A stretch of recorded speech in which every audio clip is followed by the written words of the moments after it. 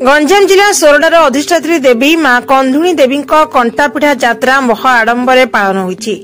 एही पारंपरिक यात्रा चलित वर्ष 11 दिन धरी पालन करा जाउछि।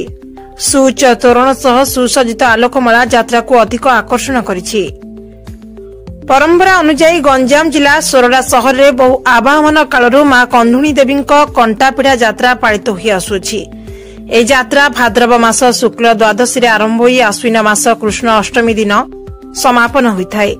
यात्रा आरंभ दिन जगन्नाथଙ୍କ निकटरू आज्ञामाला आसिबा परे स्थानीय लोके विराट पटुआर रे अंधार राति ऋषिकुल्या नदी को जाई ताटरे बाली आनिबा परे सेथिरे भजा मुग बिरी गहम धान सोरिष भली पंचरत्न को बाली भर्ती ताट उपरे बुणी अंधार कोठरे रखा जाए। जार शेष दिन रे मां कंधुणी देवी जने महिलांक देहरे विजे होई सहर परिक्रमा करिबा परे पूर्वरु प्रस्तुत होई रहितबा टभाकंटा पीढ़ा दोली रे झुली श्रद्धालु को दर्शन देवा सहित गजा होइतिबा पंचरत्न को मां दोली उपरे बसी भक्तंक मध्यरे बांटी थांती।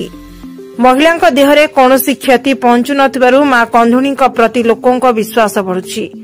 मांक निकटरे जे जहा मानसिक रखिताए ता पूर्ण होइताए। 550 वर्षरु अधिक समय धरी ए यात्रा पालन करा जाउतबा सुनिबाकु मिलिछि। नीतिकांति अनुसार मांक यात्रा को पालन करा जायथाय बोली कहिसंती मंदिर परिचालना कमिटी मुख्य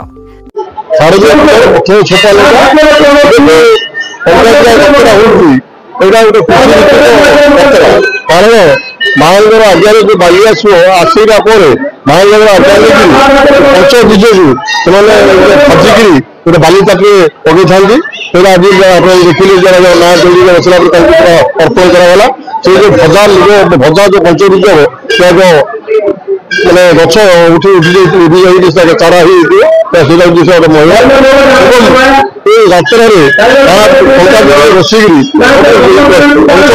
जन समाज मंगल हम सोरडारू मनोरंजन अधिकारी रिपोर्ट श्री न्यूज।